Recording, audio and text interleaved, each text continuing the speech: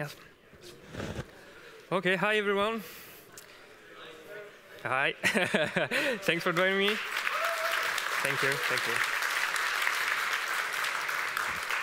Thank you for joining me today. I will talk a bit about animation tools today.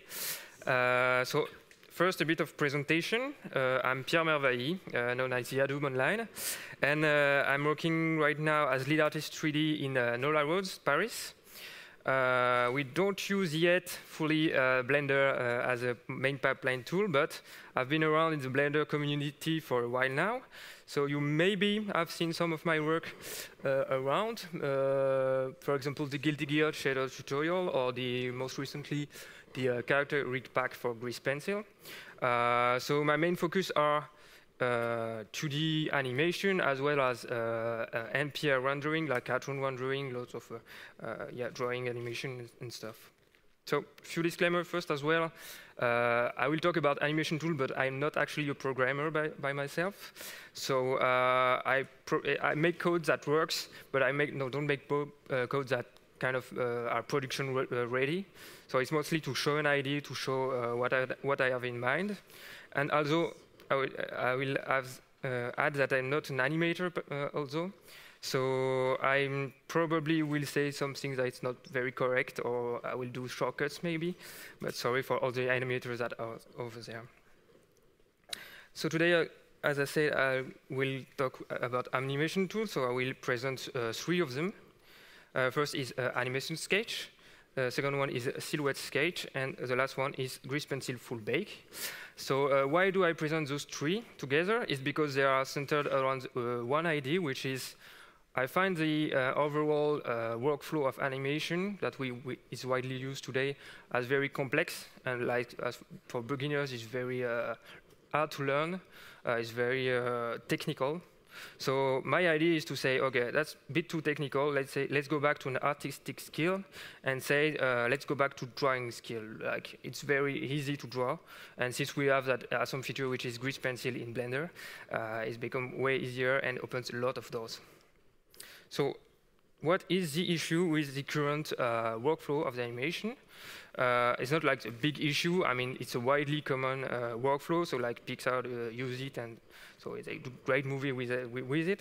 But let's just take a look at what is the workflow, and I will just underline what is wrong to me, or what is very difficult to me. So here we are. You have your model. You have already spent a couple of days, couple of hours doing your model, and you are very proud of it. But and you want to animate it. So there is no like directly tools to animate it. You have to first go to a file called the rig or rigging process, which is composed of various tasks.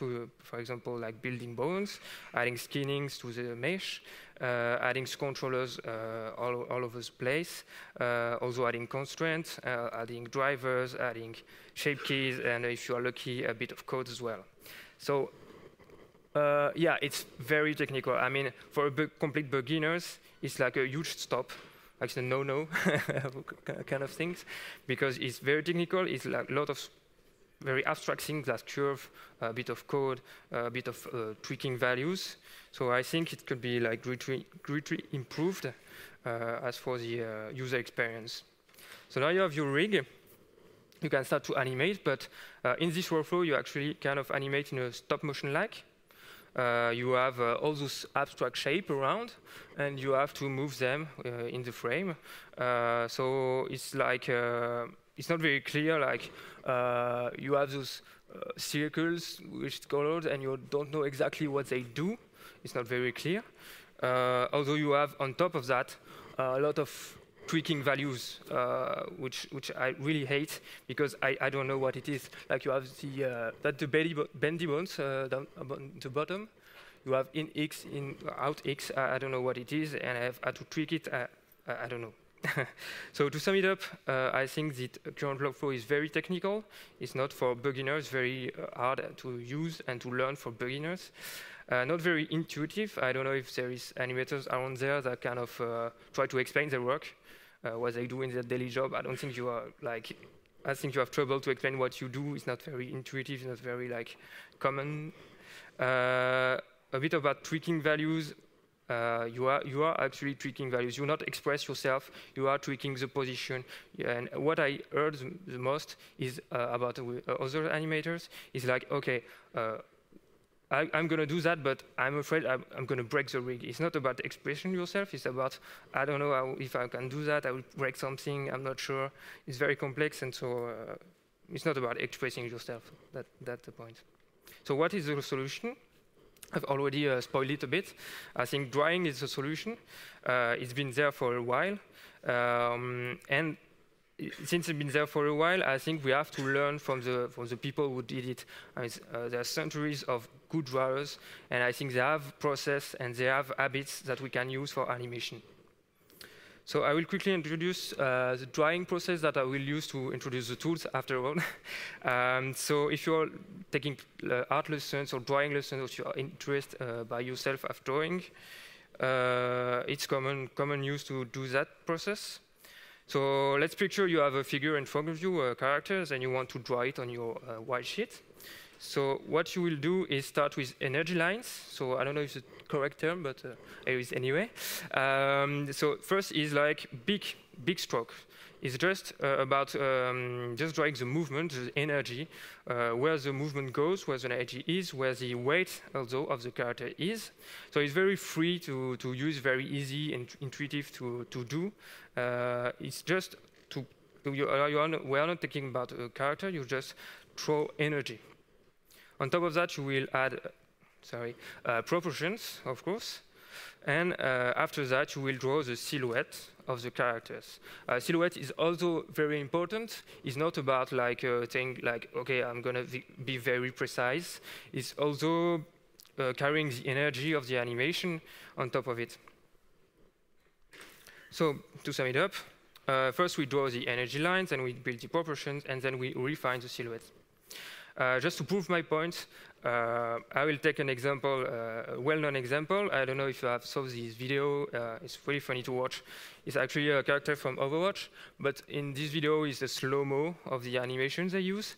And so I took a few frames out of it, and you can see directly what I'm talking about energy lines. You can see here on these characters, you have that big energy line coming from the bottom to the head, and also you have that big energy line from the arm. It's almost a curve here.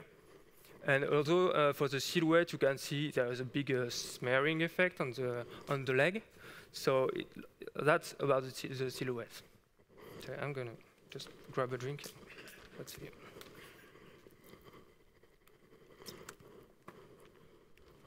So that's the introduction. Now I can talk a bit about my tools. So we have energy lines, so the big blue lines. So how can we do that in Blender? So I've made a tool called Animation Sketch, which is basically it. It's very simple to use, very simple to explain. You just have your grease pencil stroke, you do a stroke, and then you press a button, and the bone will constrain to the stroke. So it's very easy to use. There's no technical knowledge to have. You just draw a stroke, press a button, and it goes. Since the character uses bendy bones, and also awesome feature of Blender, I can actually be a bit more crazy, like having those big curves to do like more cartoony or more energetic people. So for those who don't know, bendy bones, just a quick introduction because it's really awesome feature. A bone in Blender normally is just a straight line. You see here, it's just a straight line, but you can convert it to bendy bones, and with bendy bones you can actually do a curve in lines. So with that, you can greatly decrease the amount of bones of your rig. Right now, that character is 16 bones, so it's far from the hundreds of Victor character rig, even if it's not the same character. So I've already talked about the technical limitation of a beginner. I mean, if you are a beginner, you just want to have fewer options because, you don't want to be bothered by all of these values you don't know, you don't understand. So Animation Sketch comes with a very restrained amount of options, like 5 of them. I won't introduce all of them, but what I will introduce is the influence option. So influence function is actually the strength of the stroke you will make and the amount of movement the bones will go to the stroke. So here is a gift to explain a bit better. So here we go, we have the low influence, and so we can reshape actually the shape of the bone just by doing a little stroke. What I do really like in that process is that you do a gesture, a little stroke gesture, that actually comes from the drawing process as well, because when you're drawing, you don't draw like a full line, a complete full line, not a robot, so you can't do it like that. What you do instead is just sketching, trying to get the good lines. And I like that gesture because I think that it's very intuitive process. It's very you can do it's very free process, and I think it could be a great improvement to the animation workflow. So here is animation sketch a bit more in details. So here modeled by the Silouhette Sketch, which is a GD up. So as you can see, it's very simple to use. You just have to draw strokes around, but it can be very powerful as well. What I didn't expect first when I made the tool was actually is a very good tool to draw expressions, like expressions of the face. But when I think about it, it makes a lot of sense, since if you want to draw an expression, what you end up is actually drawing a smiley face. And smiley face is actually just few strokes, just the expression, the bare minimum of the expression. And with animation sketch, you can kind of do it the same. It's like for the eyes, I just do a one stroke, and for the mouth, I do one stroke, and have the full expression. And since it comes with the grease pencil, all of the grease pencil are some features that we can get are in the animation sketch too. Like for example, here we have the feature of grease pencil, which is drawing on the surface. You can draw the grease pencil on a curved surface. So here we have animation sketch using it. So there is no much like constraint, like okay, I'm going to grab a menu, I'm going to constraint to a sphere, etc. You just have to draw, and it's okay. So just to sum it up, animation sketch. No more hundreds of bones, as we use bendy bones and we don't use constraint bones or other stuff that is not different bones. We have fewer bones to do, so fewer bones to set, fewer skinning to set. So it's way easier to handle, way faster to do. As well as no setup, there's no like process where you do your rig setup with constraint and controls. Right now you can just do your rig or just create the armature and then skinning, and then you can just animate it by doing a few strokes. Although there is no technical skill involved, that's a very important part, because what is not technical skills will become artistic skills. I think that artists as ourselves can have a great deal of artistic skills that we can put into the tool. So here we go. So we have got with animation sketch the draw energy lines things with the big lines, big blue lines. Build proportion is actually taken care by the use of 3D. We have a model, so it's already have good proportions. And now we have just to define the silhouette of the model, because you maybe have the model yourself, but what is really important is the little refinement of the silhouette that will actually add characters to your character. So it's very important to have that tool that can refine, because you are in control, so you can refine. Like if, for example, you have a arm, but you don't really like the way the lines here it works, you can like refine little one by little one those lines. So here you go. I will introduce now Silouhette Sketch because I'm really good at naming. So Silouhette Sketch is also very simple tool. First, you are in your frame, and what you do is actually taking with your white paint places where you want the things to deform, and then you use the grease pencil just to draw the silhouette you want, and then press a button, and it's okay. So I really want to emphasize the way that silhouette is very important for animation. I think like that's anime, that's ping pong, I think anime. It's got really great silhouette sketch, and it's really expressive in a way. it's like you can't see the 3D model. There are no 3D model, of course, but you are like, it's very expressive the way the lines are drawn and the way they are deformed in their like movement and the finger are deformed. I think it's very expressive, and I think the 3D right now lacks of that expression. So that's not it for the silhouette. I have another tool to introduce. That one is a bit more complicated in a way.